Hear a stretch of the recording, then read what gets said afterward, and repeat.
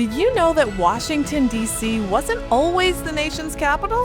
In fact, it was built on swampland that was so mosquito-infested and disease-ridden that the early politicians considered it a punishment assignment. Fast forward to today, and this former swamp has become one of the most powerful cities on Earth, where trillion-dollar decisions are made daily and where you can literally touch the same marble steps where Martin Luther King Jr. delivered his I Have a Dream speech. We are continuing our family travel series, and today we are not in a state, but a district. Welcome to Washington, D.C. We're tackling Washington, D.C. during what meteorologists are calling a dangerous heat wave, with temperatures soaring over 100 degrees. If you're wondering whether it's possible to see America's most iconic landmarks with two young kids in extreme heat, well, you're about to find out. We'll be brutally honest about what's worth your time and what you should skip, rating each experience from 1 to 5 stars. Spoiler alert, not everything is worth it. There is a lot to do and see here, and I want to have the family experience all of it. So let's try to experience DC in a heat wave. I don't know if we can do it. We're starting out our trip at no other than the U.S. Capitol building right behind me. This is so iconic. I actually just learned this is on the $50 bill. But here's what most tourists don't know. This building has been attacked more times than any other government building in U.S. history. From the War of 1812, when the British burned it down, to the shocking events of January 6, 2021. The dome you see today? It's actually made of cast iron painted white to look like stone, a clever 19th century cost-cutting measure that fooled visitors for decades. You can actually go inside and book a tour in there. They're free. One of the things I love about DC is so many things are free here. It's actually a very budget-friendly vacation location, which is super cool. I wonder if we can get inside. I didn't book a tour in advance. We just showed up here, guys. But Bella, what do you think? This is the U.S. Capitol. Yeah. Why don't you like it? Because it's hot. Because it's hot. Okay, that's fine. So you want to go home? Yeah. And we just got to DC. So things are going well over here, in case you're wondering. What we didn't anticipate was needing advance tickets to go inside. Bella, our 4-year-old mastermind, immediately began plotting what can only be described as a full-scale infiltration strategy. I know, because I'm very strong. Yeah, what do you think? How should we get inside? She surveyed the security, identified weak points, and was seriously considering a diversion tactic involving Chloe as a distraction. I think I could squeeze through there and go squeeze through there and then 5 hours later. And then you carry over that and then you carry over that and then That's such a good plan, Bella. It's almost like someone's done it in the past. The security guards were surprisingly good sports about our amateur mission. She wants to know why there's gates. They've just been here since 9/11. It's for security purposes. Without access to the interior, we were left admiring the exterior architecture and taking photos. The building is undeniably impressive, but there's limited engagement for families just looking from the outside, so I give it a 3 out of 5 stars, points docked for requiring advanced planning.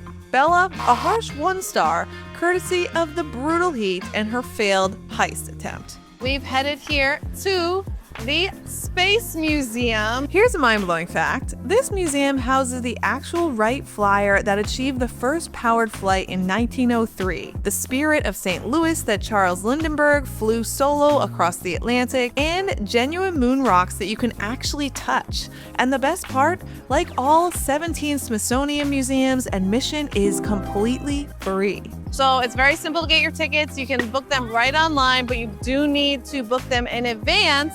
So I have 1 o'clock tickets, and this is the line. It goes, how far would you say, Victor? How far would you? Definitely a city block. It's hot, and we need AC before someone has a freak out.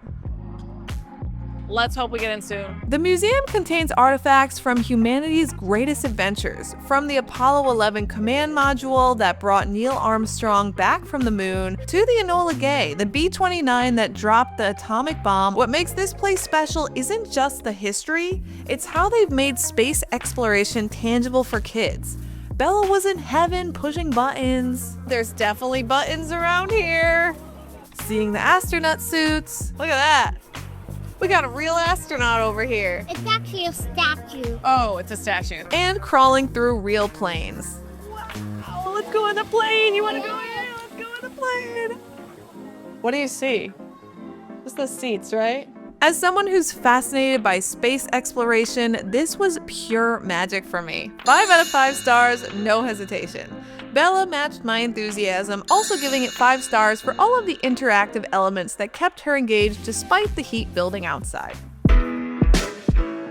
After all that walking in the scorching heat, we desperately needed food and air conditioning. The Hamilton transforms dining into a regal experience and offers an incredibly diverse menu that seamlessly blends American, Asian, Middle Eastern, and Italian cuisines alongside an impressive sushi selection.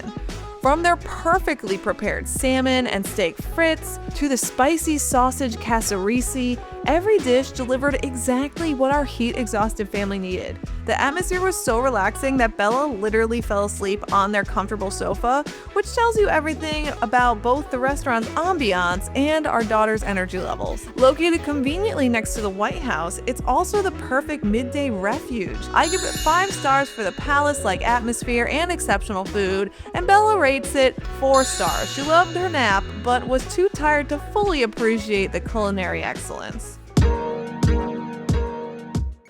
After lunch, we headed towards the White House, but made the classic tourist mistake. We ended up at the U.S. Treasury building first.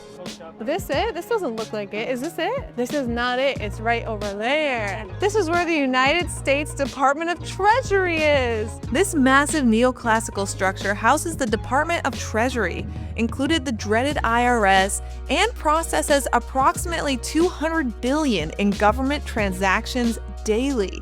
The building itself is an architectural marvel completed in 1842. So this is where all the taxes go. This is like the IRS essentially, right? I'm kidding. I didn't do anything wrong. While the Greek Revival architecture is undeniably impressive, there's virtually nothing to do here besides contemplate your tax obligations. I give it a 2 out of 5 stars, points awarded solely for the historical significance and architectural beauty, but definitely not a place to see. There it is. There's the White House. Bella, that's where the president lives. Why there's gates all around it? Because everyone can't get in if there's gates. Right, that's the whole point though. They don't want people getting in. The White House is the most famous house in America, where every president since John Adams have lived. Is that it? Is that the whole building? Just that? I mean, that's smaller than I thought, but at the same time, like, that's literally just someone's house, right? So that's like a pretty big house. Here's something that might surprise you. The White House has 132 rooms, 35 bathrooms, and sits on 18 acres. But from the outside, it looks surprisingly modest compared to European palaces. And that's intentional. The founders wanted to avoid the appearance of royal excess. And you may be wondering, wow, that's a lot of rooms for one person. Well, it is, except 90 people are there at all times as staff, and then it's literally just the president and family that reside. Bella, what do you think? Is it cool? No. Okay. This is a 1-star rating for Bella. She's just like, can I go home and watch my iPad? What most visitors don't realize is that this building has been completely rebuilt twice. Once after the British burned it down in 1814, and again during the Truman administration when the interior was literally falling apart. The famous Oval Office, it's actually been moved 3 times within the building. I give it a 4 out of 5 stars, impressive and historically significant, though I wish visitors could get a little bit closer. Louis, this is your first time here. What are your thoughts? My thoughts are, why didn't they give me citizenship earlier? It's really amazing to see. I mean, I've never been here, so I mean, I am whelmed. I'm not overwhelmed. I am not underwhelmed. I am whelmed. You know what's weird though? And you brought this up earlier. Yeah. There's all these cop cars that say Secret Service on them. Yeah. They're not being very secret. No. They're very obvious Secret Service.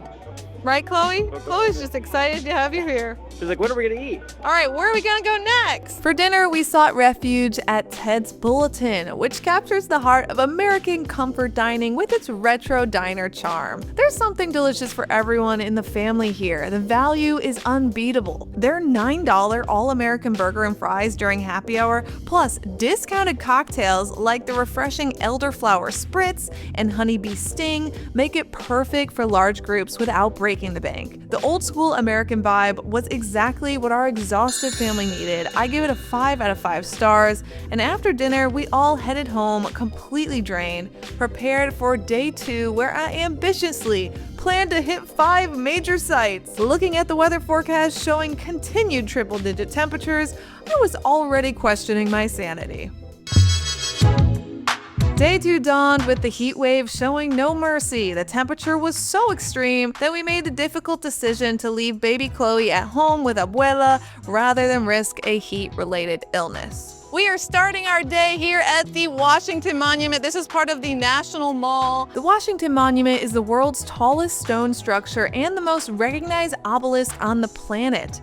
The monument is part of the National Mall, America's front yard where over 25 million visitors come annually to connect with history. This 555-foot marble tower took 36 years to complete due to funding issues and the Civil War, which is why you can actually see the color change in the stone about a third of the way up. They had to use marble from a different quarry when construction resumed. Louis, there's actually some interesting facts here. First off, this thing is not straight. It sways with wind. Yeah, it sways like a few inches with 30-mile-an-hour winds. Now, the craziest thing that I learned was this was actually the world's tallest structure from 1884 to 1889 until the Eiffel Tower beat it. So that's cool. How tall is it? That's a great question. Wow, Let me Brooklyn ask. Bridge is 283 feet, something Wow, is that? Are you like that. licensed? 1883 though. Are you a licensed NYC tour guide? I am. Why do you say that? If you'd like to check the tours out, Oh my God. CozyExperiences.com. It's 555 feet tall or 169 meters. I give it 4 out of 5 stars for its historical significance, though there isn't much to do besides admire and photograph. Bella, however, was less impressed. Bella, what do you think of this? Too big. It's too big? She awarded it 1 star. Apparently, even monuments can't escape a preschooler's harsh criticism. All right, let's go to Let's go. the next site here. From the Washington Monument, we began the trek to the Lincoln Memorial. We need a freaking ice cream break because this heat is unbelievable. You don't want to take this? You Ooh, want SpongeBob? rejected. No, that's a good one. Get it. That was a good. Yeah? That's a fun one. It's good. Yeah. And he has chocolate eyes. Word of warning, watch out for tip scamming vendors who add their gratuity after you've already paid, because that's what happened to me here. Despite the overpriced frozen relief, Bella was thrilled with her ice cream, so at least something positive came from the experience. So this reflection pool, of course, like the first thing I think of is like the movies I've seen because I love movies. And isn't there a scene in Forrest Gump where, what's the girl's name? Whatever, she runs across because she sees Forrest right here. Play the clip, Fernando.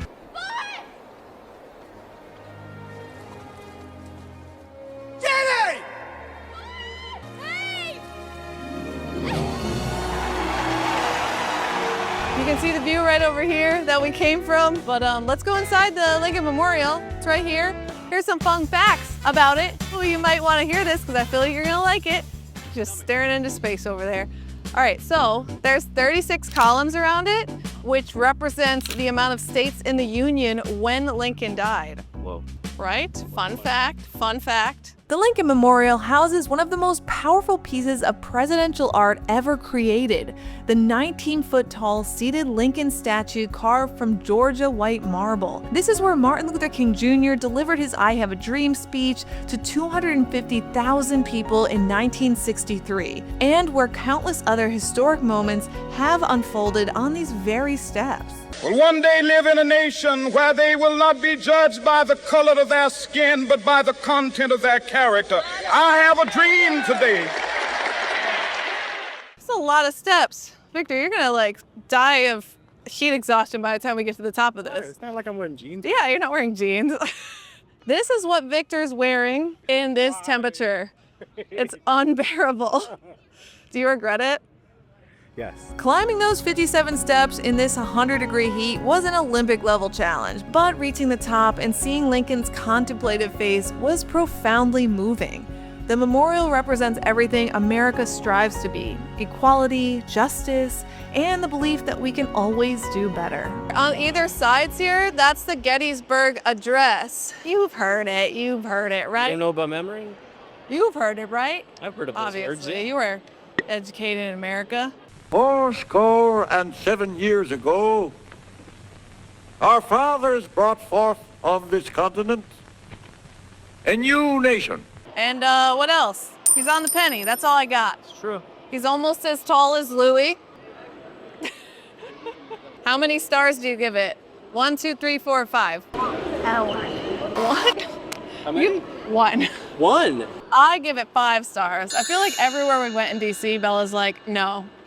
She's not into DC. It doesn't seem like it. We had planned to visit the World War II Memorial, the Martin Luther King Jr. Memorial, and several other National Mall sites, but the heat had become dangerously oppressive. Making the responsible parental decision, we retreated to air-conditioned safety. We learned from yesterday's mistakes and decided to head home midday for a mandatory nap time, because let's be honest, sightseeing with cranky, overheated kids is nobody's idea of a good time. Hey, welcome to our place in DC. Come inside, come inside.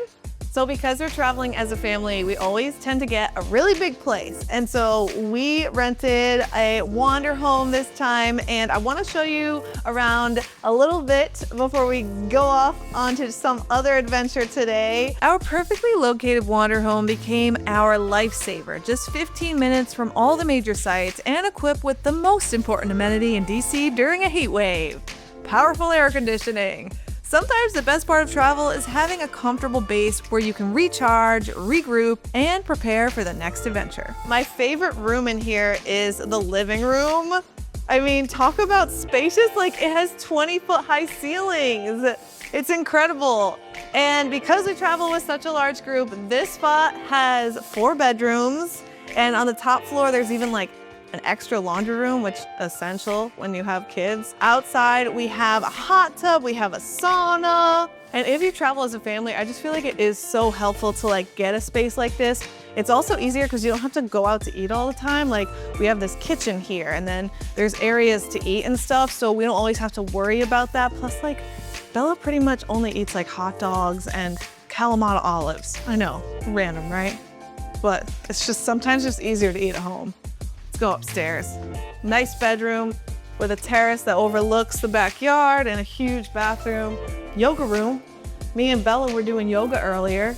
She actually is pretty good. I feel like there's potential. So anyway, I just wanted to show you this place because if you're traveling with family like I normally do, then I always recommend staying at like actual home rentals. It's just easier than a hotel a lot of the time. So if you want to try staying at a wander, they gave me a discount code to save $250. It is Funky250.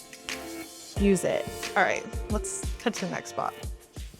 After our much-needed air conditioning break, we headed to the Wharf. This billion-dollar development has transformed a forgotten stretch of waterfront into a vibrant destination where families can actually enjoy themselves, even in extreme heat. You got this beautiful waterfront vibe right over here. I love the water. You can rent a boat here. You can do kayaks. I see some people doing kayaks over there. Belle, do you want to do kayaks? Okay, Bella doesn't want to do anything in DC. There's some great restaurants here. There's also some shopping. The interactive fountains were a godsend for the kids to cool off, and the later afternoon timing meant we caught a blessed breeze from the water. The Wharf proves that DC isn't just about monuments and museums. It's a living, breathing city with modern attractions that rival any major destination. Both Bella and I give this a perfect 5 out of 5 stars. It was exactly what our heat-weary family needed. We all are hungry. Let's go get some food before everyone has a meltdown from this heat. For dinner, we discovered Bartaco at the Wharf, which brings laid-back tropical vibes right to DC's waterfront. Look, I'm not gonna pretend this was the best Mexican food we've ever had.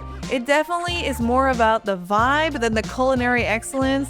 The The tacos and rice bowls were decent, nothing groundbreaking. What really won us over was the fantastic prices and the unbeatable waterfront setting. I give it a 3 out of 5 stars, solid value and perfect atmosphere, even if the food won't blow your mind. After 2 days of battling extreme heat while exploring America's most important landmarks, we learned that DC is absolutely worth visiting. Just maybe not during a record-breaking heat wave with small children. But even under these challenging conditions, we managed to experience the power, history, and surprising modern charm of our nation's capital. And that was our trip to DC. We survived a heat wave. Bella hated everything. But you know what? That's what traveling is all about. It's, you know, learning what you like and what you don't like. And apparently she doesn't like anything. Anyway, thanks for joining me. If you are coming to DC, I highly recommend checking out the spots that I mentioned in this video because me and Luli really enjoyed them. If you have a difficult toddler, maybe they won't. But thanks for watching and I'll see you next time. Bye.